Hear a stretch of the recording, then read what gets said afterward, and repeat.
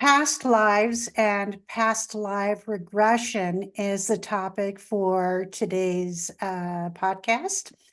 My guest is Colleen Lemma, and she specializes in not only past lives, but past lives regression.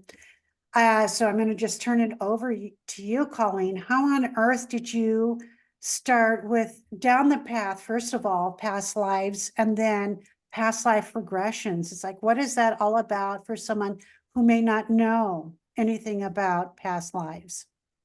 Well, I'm going to try to keep my backstory a little brief, but really, I was born and raised Catholic, in a very conservative area of the United States. And at one point in my late 20s, I felt like I was on some sort of spiritual search for something more meaningful from a spiritual perspective. Because I was born and raised in the Catholic religion, it didn't seem to really vibe for me. Nothing wrong with anybody that's Catholic, but just the whole thing, again, it felt like there should be something more. And in that search, I ended up going through a huge transformation and a kind of a physical transition and moving from one area to another, meeting a whole different set of people that were more on the what we might call the metaphysical spiritual path. Yep. And therein, started my spiritual journey into what I do now. And it first started out with me taking a lot of classes and workshops and different modalities that I was interested in, astrology, numerology, crystals, etc. And at some point in that, I'll call it a healing journey for myself, I was led to take a hypnotherapy course. And that even came about in a divinely guided way, because when I went to university earlier in my life, I got a double major in psychology and social work and minors in counseling and substance abuse, and worked in domestic violence and sexual abuse for many, many years. And, there was a period of time where, again, all this transition was taking place and I was taking classes, and I applied to get my master's degree in psychology, and kind of move on in that realm. And little did I realize that I was going to be like rejected from the university that I was applying to. It never really even dawned on me because my grades were always good. The only thing was it had been a period of years since I had gotten my bachelor's degree. And they said, well, it's been too long and maybe you could dabble and take a class here or there, but we're not going to, we don't want you to take like a full course load right now. So I was kind of devastated because, that's what I knew. And that was my path. That was always my interest, is this psychological kind of, area of life. And someone at that time, I was one of the spiritual teachers that I had taken some other classes with, said, you know what, you'd be perfect to be a hypnotherapist. Like, you should really take this hypnotherapy course. And that's where I ended up going to the Institute for Transformational Hypnotherapy and learning about past life regression and clearing techniques of lower energies and in between lives, and, a whole slew of other things. It wasn't just your typical, hypnotherapy of substance abuse, anxiety, and depression. This was really delving into the spiritual realm of hypnosis. And one of those things was the past life regression. And with my background already in social work, psychology, domestic violence, all of that, it really was a really good fit. And not only with what I wanted to do in life, if you want to call it a spiritual mission or a destiny path, also for my own healing journey, because of some of the things that I grew up with, because, with the hypnotherapy and past life regression, you can certainly heal a lot of your own challenges, your karmic challenges that you come in with as a soul. That is so cool. So I've already got some questions for you, Colleen. My introduction, I actually, with past lives, I kind of discovered that by accident. And it was my first open-eyed shock to pot meditation in Southern California. And I was just a kid. I was like 24 at the time. And what happened was it's like the facilitator, she went completely black, or she left the room, if you will. And when she came back, I started seeing all these different faces on her face. And the thing that was so amazing was I began to recognize some of these faces. Like there was a cowboy with like a curled mustache. And I wanted to giggle, but I didn't want to disrupt her either because it looked like my mom. Even though I knew it wasn't my mom, I thought, well, that's my mom, you know. So, and then I saw some different faces that were mine. But one, for example, was Mongolian, and one was Italian, and most of them, oddly enough, were men. So, and that's like, well, maybe that's why I was such a tomboy growing up. But that was my first experience of past lives. And then as I developed myself, I was visual. So often I would see those type of things. But what it really started to make sense is I went to a workshop by Brian Weiss, and he had just finished writing the book, and he was doing a book tour on Many Lives, Many Masters. And that's when the whole thing really started to come together for me. And so I guess my question is, did your journey unfold like Brian's as he's working with clients? And then it's like, all of a sudden it's like, holy moly, you know, let's explore this a little bit, you know, more if you're willing. And I'm also really curious about the in-between lives. I don't know if I've ever heard anyone really kind of mention that in-between state. And I know because we are all just energy. Of course, there's those intervals. So if you don't mind, could you like talk a little bit more about that too? Sure. I'm going to start with, where you left off and sharing your wonderful experience of, seeing these different faces and what you might have looked like in a past life. My very first experience with my own seeing a past life was in a group kind of format. And it was even before I went, to learn to become a hypnotherapist and someone that does past life regression. I went to a class or a course, and it was about past lives. And so there were many students in the room, and the instructor did a group past life regression. Now, in that group past life regression, of course, because there were so many people there, she just led us to go to a pertinent lifetime, so everybody had a different experience. And where I went, all of a sudden, I saw in my mind's eye these large standing beautiful pyramids. And I looked around to where I was, and I was on some sort of like beach sort of island, if you will. Palm trees, I could see them waving in the breeze. I saw these large standing pyramids kind of off in the distance. I saw crystal points on the top of the pyramid. And as I was there, the instructor asked us to go ahead and look at our feet, look at our hands, look at our feet. And so in that vision, I looked down at my hands and my feet, and I had brown skin, like I had darker complected skin. And then she led us in that past life regression to go and find something that would reflect back to us what we look like. Like we could look in the water, a mirror, or, a pool or something. And I ended up being guided to this room, a structure. And as I walked in, first of all, there were like crystals from ceiling to floor and on, all over the place, just beautiful, beautiful crystals. And then I saw a mirror on the wall. So I walked up to the mirror and I looked in the mirror, and I had a boy's face. I was probably like maybe a 14-year-old boy, like black hair, pretty much, dark eyes, and again, this dark skin. And, it was really quite the amazing experience to have for a first time, experience. And I I never even considered myself clairvoyant. You clearly are clairvoyant with seeing a lot of the things that you see, but that was definitely something very clear to me. And it also was made clear as we went on in that group hypnosis that I was in Lemuria.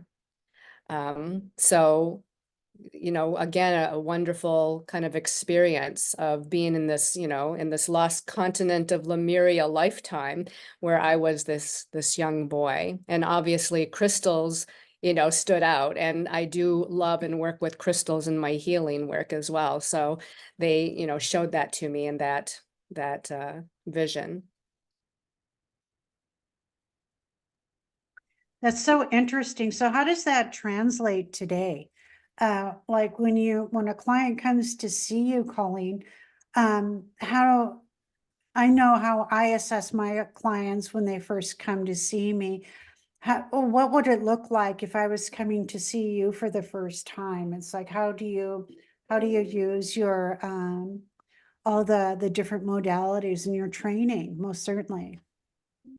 Well, sometimes, clients already know what they want to experience, like say, for instance, what are some different ways to access, past lives? And there's more than what you think, there's more than just having a past life regression. There's the astrological birth chart that can tune you into past lives. There's the numerological chart, if you will, that can tune you in. Paying attention to your dreams in your dream time. You often will have dreams where you know that this is you in the dream, but you're like, I don't look the same, but I know it's me. Or upon waking up, you just have a realization that that was you. And that, that is your higher soul self showing you perhaps a different lifetime that you had through your dreams. There's the Akashic records. I also took a training with the Akashic records. You can also tap into people's past lives, among many other things, as far as spiritual healing for the soul through that. And then, of course, then we come to the hypnosis and past lives. So, there's various ways. And so when a client comes to me, sometimes they already know what they want to experience. Maybe they want an intuitive reading using, some of these other tools I mentioned, or maybe they do, in fact, want to do a past life regression. So, if they have questions, I'll answer them. They may say, well, what can I learn from going into hypnosis, with you as a guide? And again, we can do anything from anxiety, depression, to, again, exploring a past life. Sometimes they want to know how that can help. Sometimes they want to just do it for the sheer experience of tapping into a past life. But a lot of times, and the reason why we reincarnate, is, from my perspective anyway, I'm sure a lot of people have different ways of looking at reincarnation, and some people don't believe in it at all, which is totally fine. But with the lifetimes that we lived, we are learning certain experiences. We're here on a soul journey, learning something. And from my belief system and viewpoint, we choose the lessons in this particular lifetime that we want to learn, that we want to experience. And we choose a lot of the people that we're going to meet in this particular lifetime that's going to help us to move through on this spiritual journey. So with this, I'll answer all of their questions basically. And as we, set the session up, probably the first hour or so is going through, like a form basically, where I'm asking them a lot of questions, because it'll help us to zero in on what exactly are we going to explore. What does the client want to explore? Maybe there's relationship patterns, or maybe there's a poverty consciousness, or maybe there's family issues. And a lot of these from previous lifetime incarnations are something that sometimes repeat over and over again. And it repeats in your current incarnation over and over again. So you know that there's some important theme here that needs to be explored. So we zone in through these questions to figure out, what are we going to do? How are we going to do it? Spirit talks to me as I'm talking to the client. I'm listening to my guides. I'm listening to their guides. And ultimately, it's up to the client in the end, what it is they want to do and what they want to explore. But I can certainly give them some guidance as to what I'm hearing or sensing as well that might be particularly important for them to consider as far as that type of a healing session. And I don't remember what your second question was. That's okay. What really came to mind is how important free will is. And I know that just working with clients in general, I may have an idea of, oh, they need to work on A, B, and C. Then I'll do some energetic testing or after talking to them. And it's like, clearly that's not what's presenting itself. So Right. I totally understand the whole idea behind free will.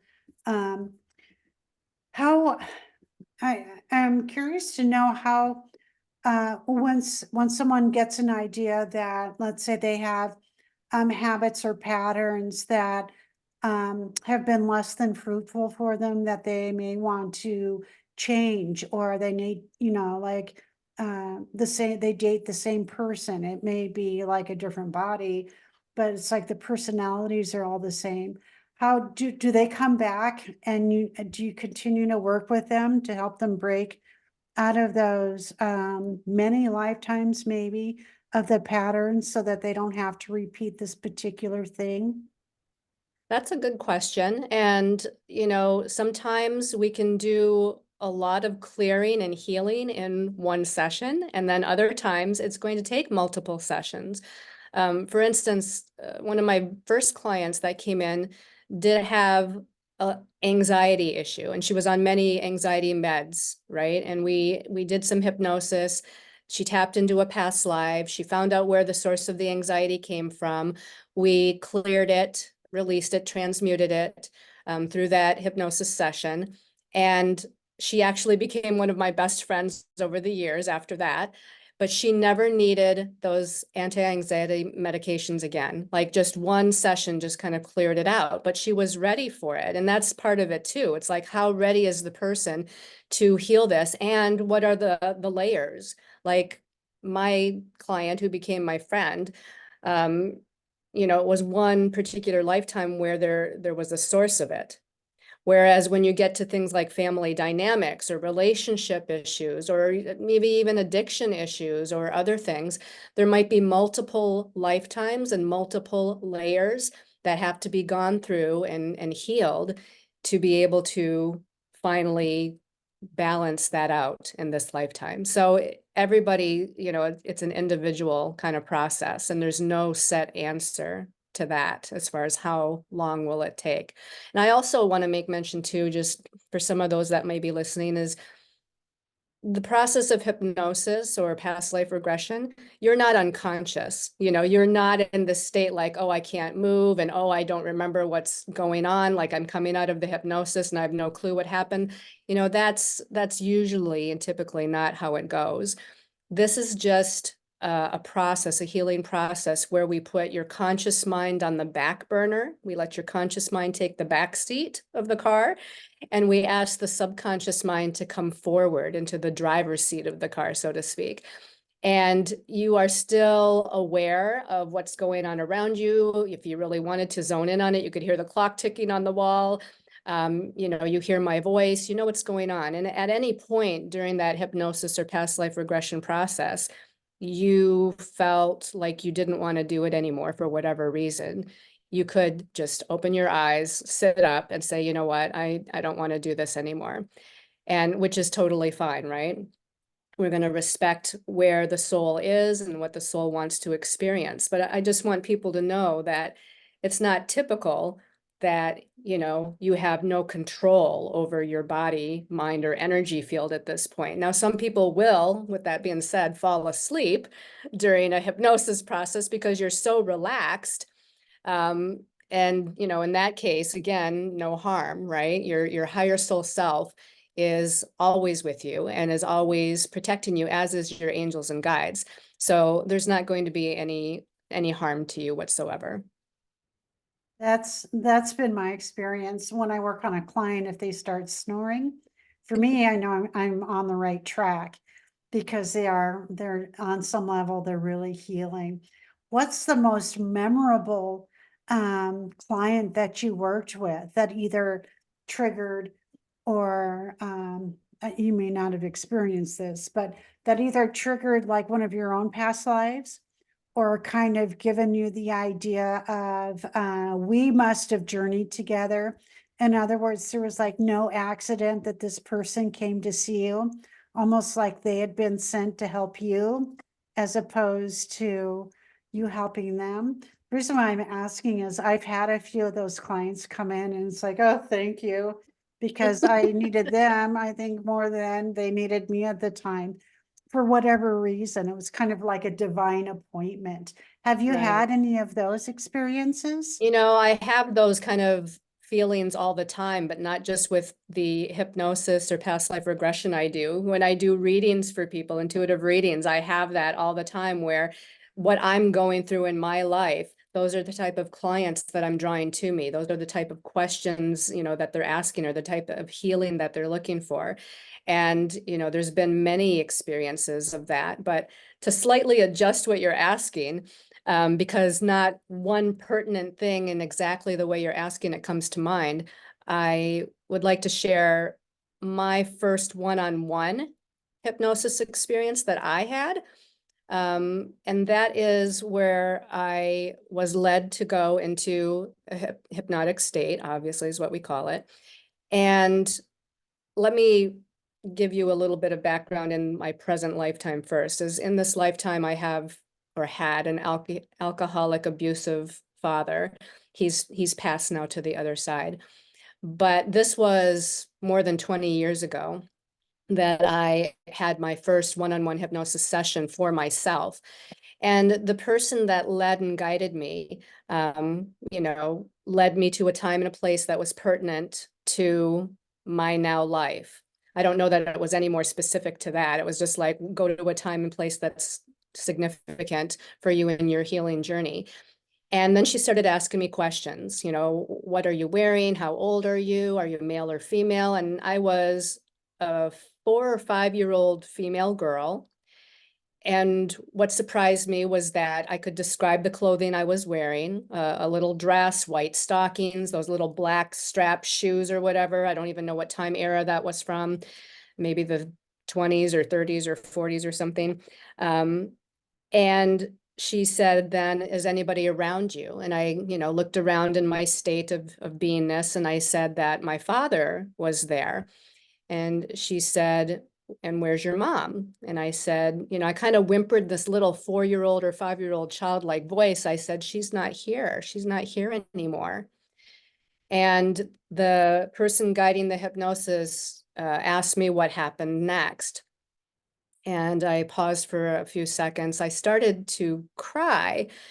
And, you know, I said to her that I got pushed by my father in an angry rage that he was in. And I fell down a flight of stairs and I broke my neck and I died. And I know that's a pretty heavy kind of thing to go through.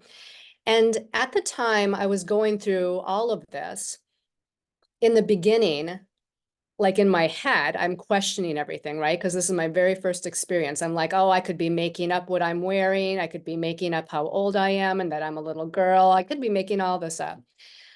But when I came out of the experience, I realized that I could have been making some of those other details up, but there's no way I was making up crying uncontrollably, which I ended up doing in the session because of what occurred with my father in that lifetime. And so then I knew it was real. Like I knew something real was happening here. And the link to my present lifetime is because in that lifetime, my father was an alcoholic, abusive man. In this lifetime, he was an alcoholic and abusive man.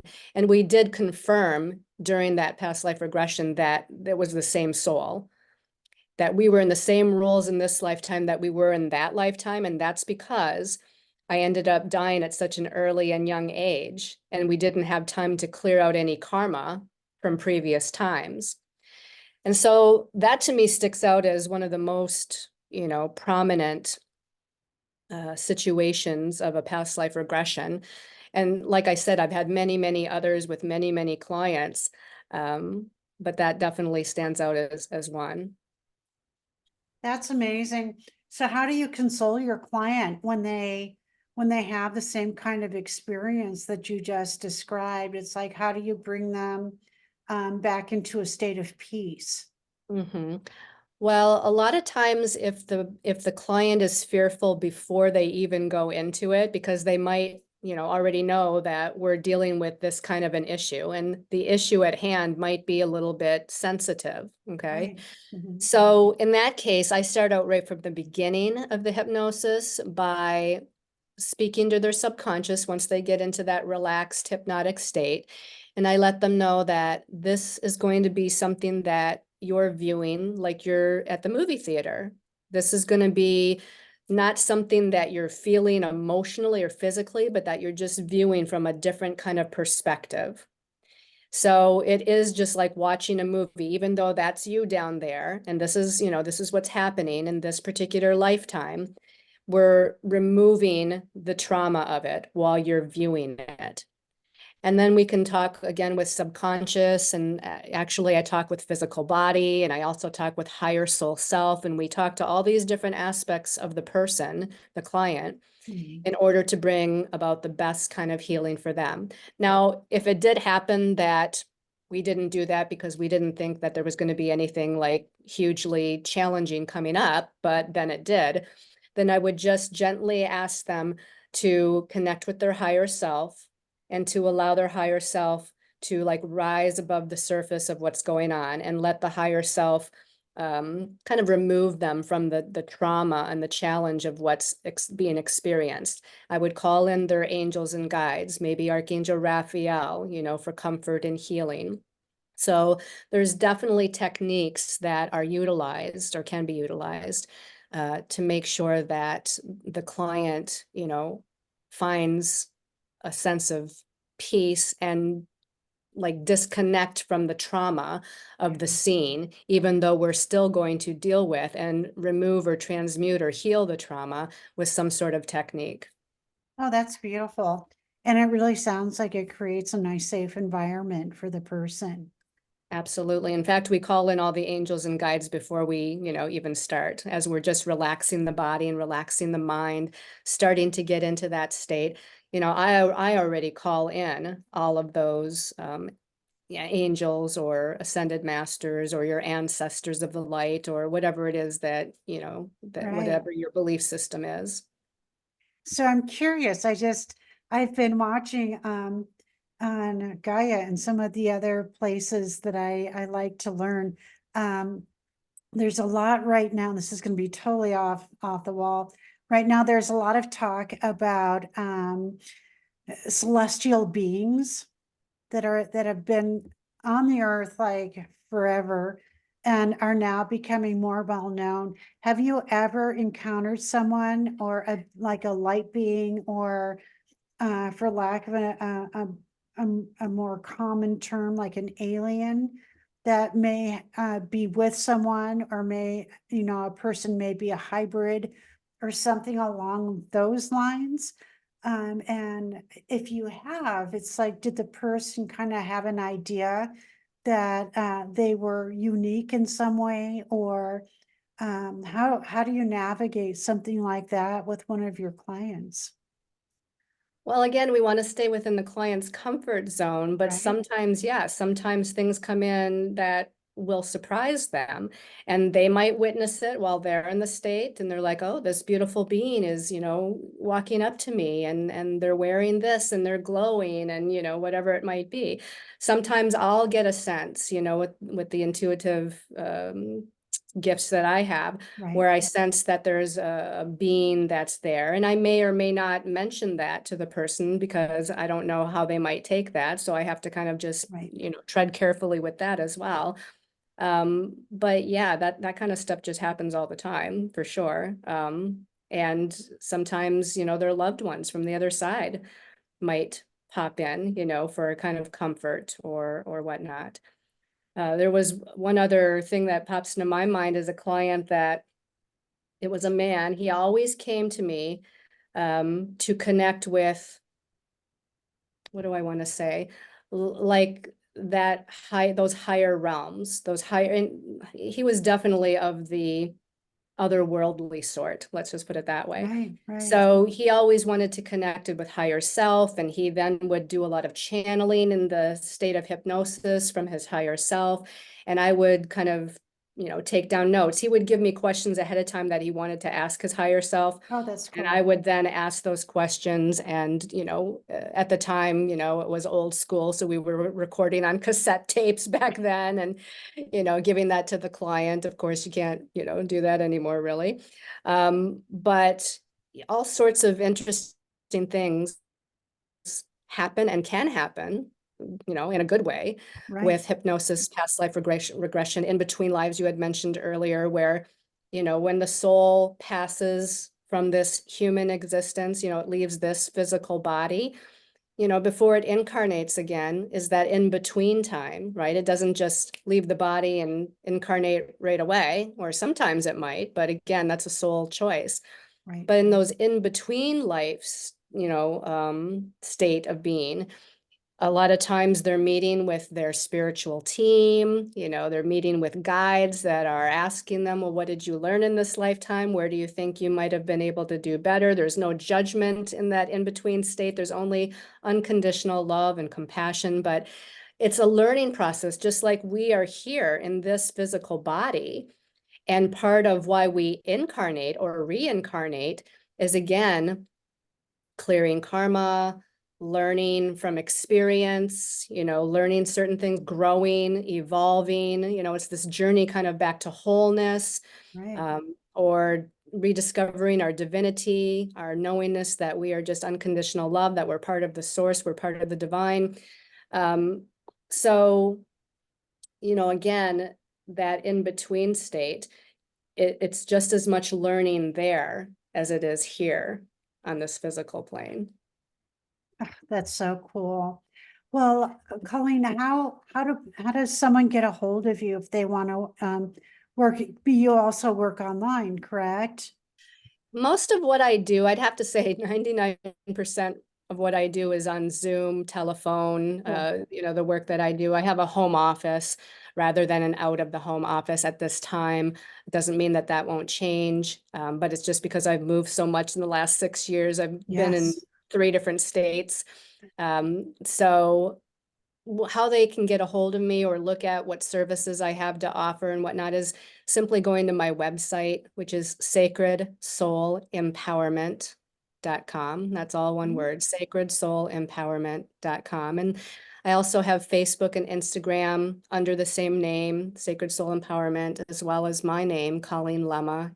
And my YouTube channel is under my name, Colleen Lemma, where I do free weekly and monthly intuitive readings for the collective. If you want to, check that out, check out my Okay. style of reading.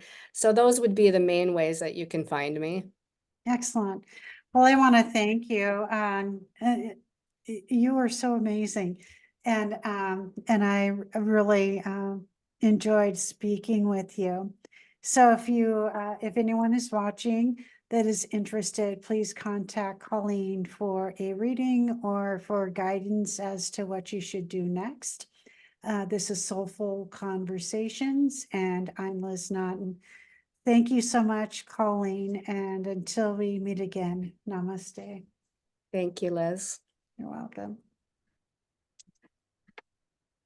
Okay, hang on just a second.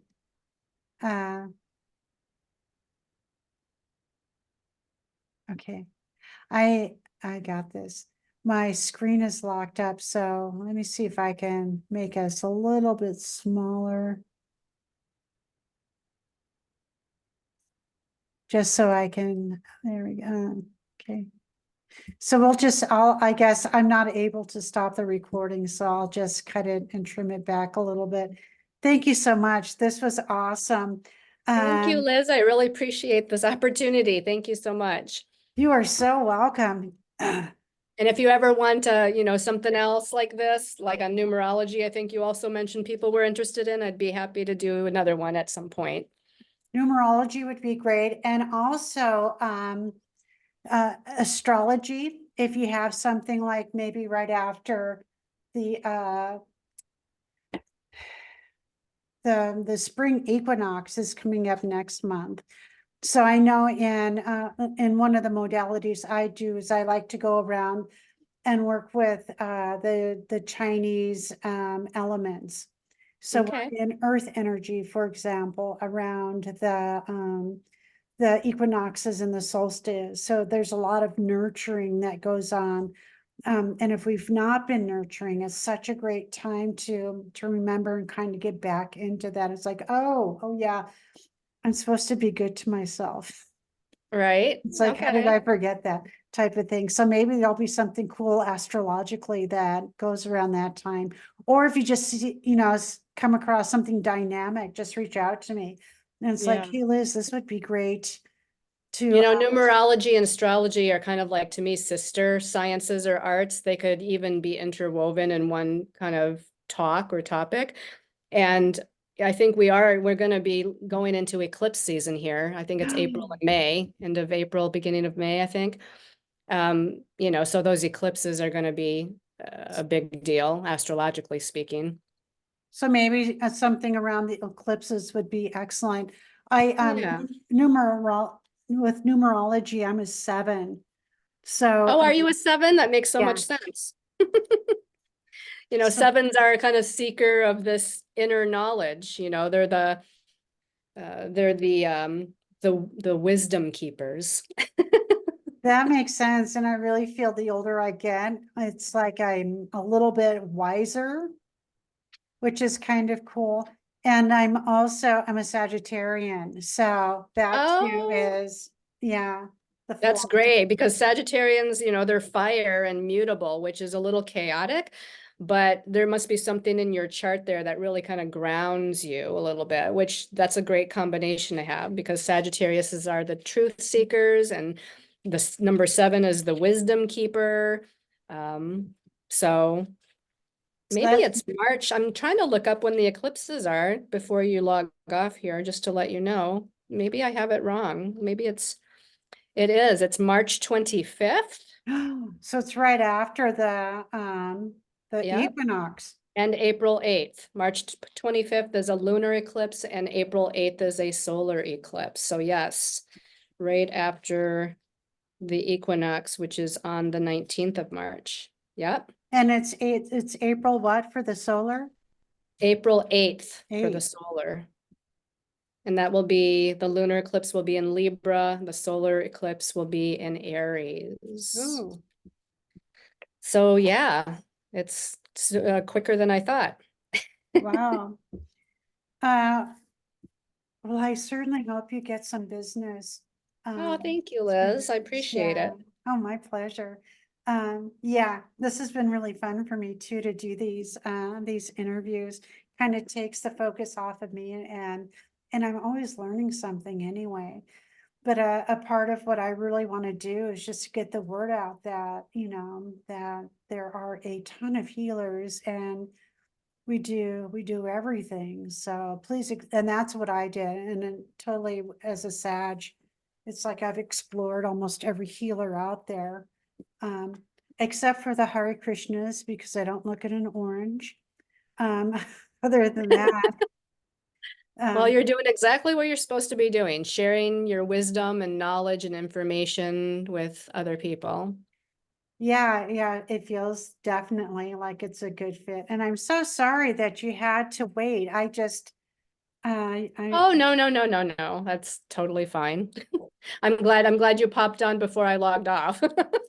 it must have been perfect timing because like I said, I was just putzing around waiting for noon. Because I really felt ready when I woke up this morning. It's like, this is going to be a great interview. And it was. Thank you. So, Thank so you. thank you. All right. Well, I'm going to let you log off. All right, Liz. And this is just a mystery to me.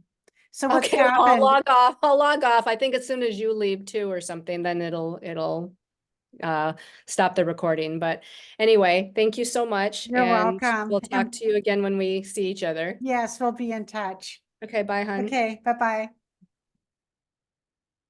Hmm.